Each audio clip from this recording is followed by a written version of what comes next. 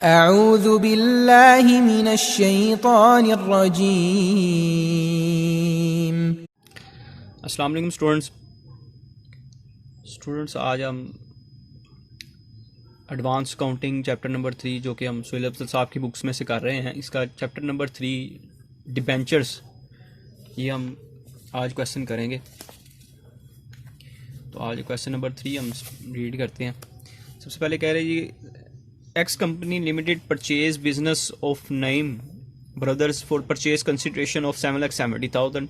The book value of assets 7,60,000 and those of liability 30,000. Assets 7,60,000 के हैं और liabilities हमारी कह रहा है 30,000 की हैं।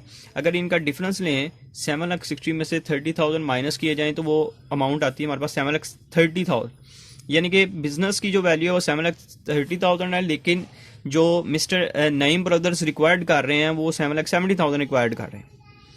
Pass the general entries in the book of company if debenture are issued at par, at premium, discount and at premium, and fraction of debentures being paid in cash. यानी कि अगर कोई वैल्यू फ्रैक्शन में आ रही है, कोई point में फ़र्क आ रहा है तो वो हम कैश की फॉर्म में उनको पे कर देंगे। तो बिस्मिल्लाह करते हैं जी।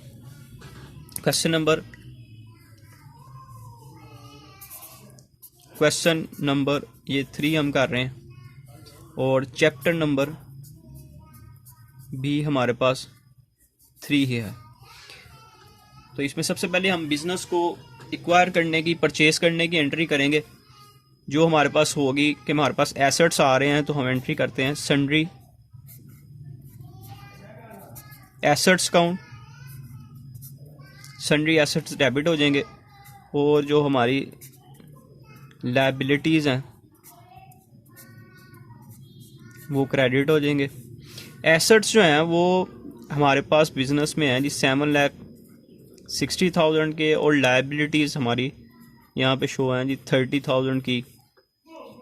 तो सन्ड्री लायबिलिटीज़ और इनके नाम आ जाएगा, हमने बाकी पैसे जो हमने पे करने हैं परचेज कंसिडरेशन वो हमने पे करने हैं जी नईम ब्रदर्स अकाउंट को। कंसिडरेशन जो है वो 7,70,000 है। यानी कि अगर इनका डिफरेंस लेते हैं तो यहाँ पर हमारे पास जो फ़र्क आ रहा है वो मैं पहले भी लास्ट चैप्टर में आपको बता चुका हूँ कि अगर डेबिट साइड पे फ़र्क होगा तो वो आपने गुडविल में लिखना है और क्रेडिट साइड पे फ़र्क होगा तो वो कैपिटल रिजर्व में वो लिखा जाता है।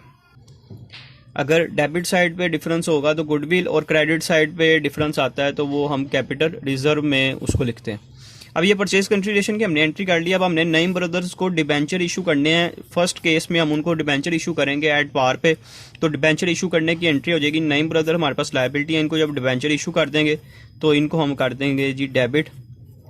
तो ये नईम ब्रदर्स अकाउंट डेबिट हो जाएगा और इनके बदले हम इनको क्वेश्चन में बताया परसेंटेज कोई डिबेंचर्स की नहीं बताई, इसलिए खाली हम डिबेंचर्स ही लिख देंगे। डिबेंचर्स अकाउंट क्रेडिट हो जाएगा और इनकी अमाउंट ये 7,70,000 ही आ जाएगी, 7,70,000। ये एक केस हो गया। और बी केस में उसने क्वेश्चन में कहा कि 10% डिस्काउंट पर आपने डिबेंचर इशू करने हैं, तो डिस्काउंट पे इशू करने की एंट्री कर लेते हैं हम पहले।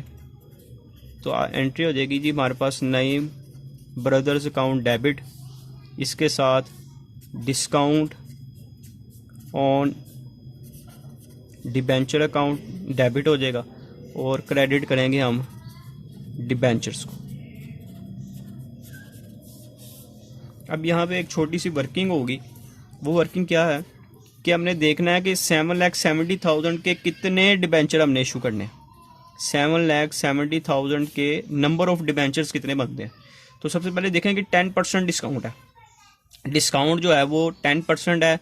अगर पार वैल्यू 100 का हम 10% लेते हैं तो वो हमारे पास 10 ही आ जाएगा, और अगर पार वैल्यू में से माइनस करते हैं 10 तो हमारे पास अमाउंट आती है 90। यानी कि एक डिबेंचर हम 90 का इशू कर रहे हैं और डिबेंचर कितने के इशू करने हैं 7,70,000 के।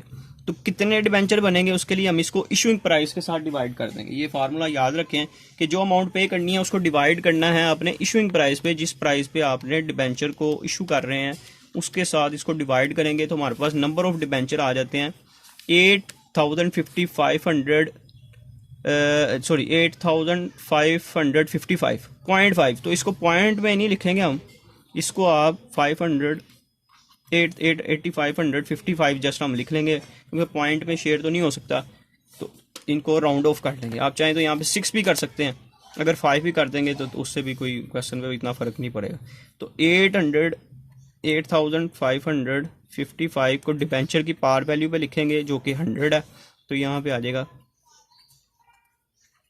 अमाउंट हमारे पास। और डिस्काउंट कितना है, वो 10 रुपीज़ है, तो इसको 10 से मल्टीप्लाई कर देंगे हम, तो ये आ जाएगा 85,550। अब जब अब इसको आप टोटल करेंगे, इस साइड का और इस साइड का हम टोटल करके देखते हैं। 7,70,000 में अगर 85,550 ऐड किए जाएं तो ये देखें, ये 8,55,550 आ रहे हैं, यानी कि इस साइड पे 50 कम है। तो जो क्वेश्चन में उसने बताया हुआ वो हम फ्रैक्शन में अमाउंट कैश में पे करते हैं, तो यहाँ पे 50 रुपीज़ हम कैश की फॉर्म में लिख देंगे। ठीक है, ये फ़र्क आ रहा है पॉइंट की वजह से, क्योंकि ये वाली पॉइंट में थी तो हमने पॉइंट को नहीं लिया, कंसीडर नहीं किया, राउंड ऑफ किया, इसलिए ये फ़र्क आ रहा है। अच्छा जी, अब इसका तीसरा जो पार्ट है, सी पार्ट, उसमें क्वेश्चन में कहा हुआ कि 10% प्रीमियम है, 10% प्रीमियम पे इशू करने हैं। तो प्रीमियम पे इशू करने की एंट्री कर लेते हैं हम पहले। तो एंट्री हमारे पास हो जाएगी जी, नईम ब्रदर्स, तीनों एंट्रीज में डेबिट ही होगा, नईम ब्रदर्स अकाउंट, और इसके साथ हम क्रेडिट कर देंगे डिबेंचर्स अकाउंट को, और क्रेडिट करेंगे प्रीमियम ऑन डिबेंचर अकाउंट। ये हर एंट्री में 7,70,000 से ही डेबिट होगा। अब बात वही आ गई जो यहाँ पे हमने देखा है कि कितने डिबेंचर इशू करने हैं। तो 7,70,000 के कितने डिबेंचर इशू होंगे।